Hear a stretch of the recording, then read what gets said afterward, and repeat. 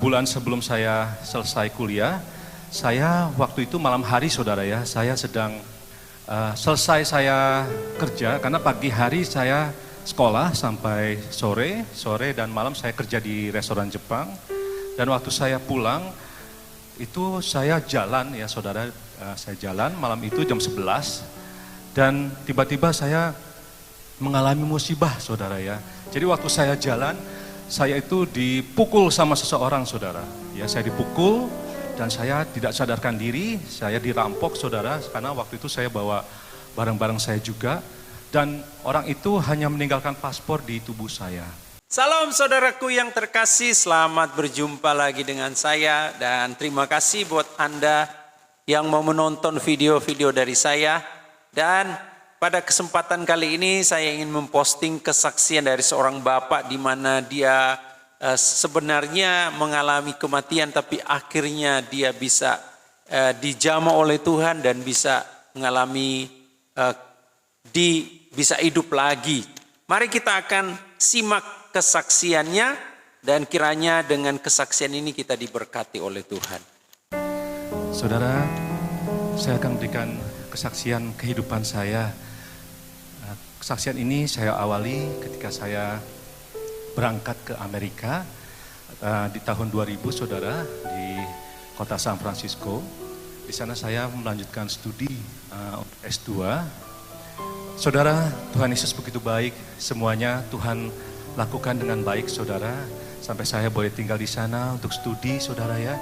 Dan juga saya walaupun saat itu istri dan anak saya tidak ikut saudara, tinggal di rumah orang tua saya.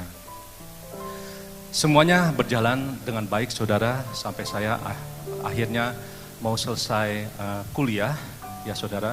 Namun berapa bulan sebelum saya selesai kuliah, saya waktu itu malam hari saudara ya, saya sedang selesai saya kerja karena pagi hari saya sekolah sampai sore dan malam saya kerja di restoran Jepang. Dan waktu saya pulang itu saya jalan ya saudara, saya jalan malam itu jam 11 dan tiba-tiba saya mengalami musibah saudara ya. Jadi waktu saya jalan, saya itu dipukul sama seseorang saudara. Ya, saya dipukul dan saya tidak sadarkan diri, saya dirampok saudara, karena waktu itu saya bawa barang-barang saya juga. Dan orang itu hanya meninggalkan paspor di tubuh saya. Jadi malam itu saya jatuh dan tidak sadarkan diri karena pendarahan besar saudara. Dan yang menemukan saya itu 911 pada saat itu saudara, dan saya langsung dibawa ke rumah sakit San Francisco General Hospital untuk mendapatkan perawatan karena harus dioperasi. Dan saat saya dioperasi saudara itu saya sudah karena saya koma 2 hari saudara, saya sudah ada di alam roh saudara ya. Jadi pada saat itu saya di alam roh, saya juga sedang berjalan saudara. Jadi saya berjalan, saya lihat di kiri kanan saya itu gang-gang saudara, di gangnya itu banyak orang-orang yang menunggu di pinggiran gang. Jadi setiap orang yang belok itu, yang orang penunggunya itu berubah jadi anjing, jadi memakan orang yang belok saudara. Saya takut, pada saat itu saya teriak mama papa tapi tidak ada yang dengar.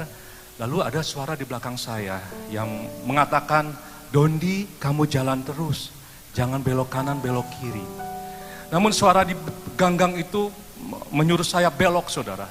Namun suara di belakang saya menyuruh saya untuk berjalan terus. Akhirnya saya berjalan terus saudara, sampai tiba saya di ujung jalan. Dan ketika saya berada di ujung jalan, saya bertemu dengan seorang wanita.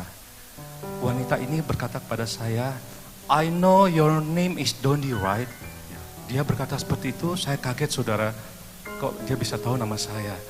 Dan ketika saya kaget, dia berkata seperti ini saudara, "It's not your time." Ya, dia bilang seperti itu, lalu saya kaget. Dan saat itu dia berkata seperti itu, langsung saya berasa turun saudara dari atas ke bawah. Dan saya lihat kiri kanan saya awan. Dan saya lihat pas saya sadar, saya ada di rumah sakit dan di kiri saya ada adik saya dan sepupu saya yang memang sekolah di sana. Dan saya berkata kepada adik saya ada di mana? Lalu adik saya bilang, "Kamu ada di rumah sakit, koma 2 hari." Dan di situ saudara saya kaget sekali. Karena saya teringat sama istri dan anak saya ya, di Indonesia, saudara. Jadi pada saat itu saya down. Di rumah sakit itu banyak anak-anak Tuhan, ya, teman-teman saya yang mendoakan saya. Dan saya juga dikuatkan oleh teman-teman seiman saya, saudara. Dan malam hari, waktu saya di rumah sakit, saya berdoa sama Tuhan. Saya menangis, saudara, saya minta sama Tuhan, Tuhan, saya tidak mau di sini. Saya ingin pulang ke Indonesia, ingin bertemu dengan anak dan istri saya. Dan malam hari itu, saudara, setelah saya berdoa, paginya istri saya telepon saya bahwa ia akan menjemput saya untuk pulang ke Indonesia.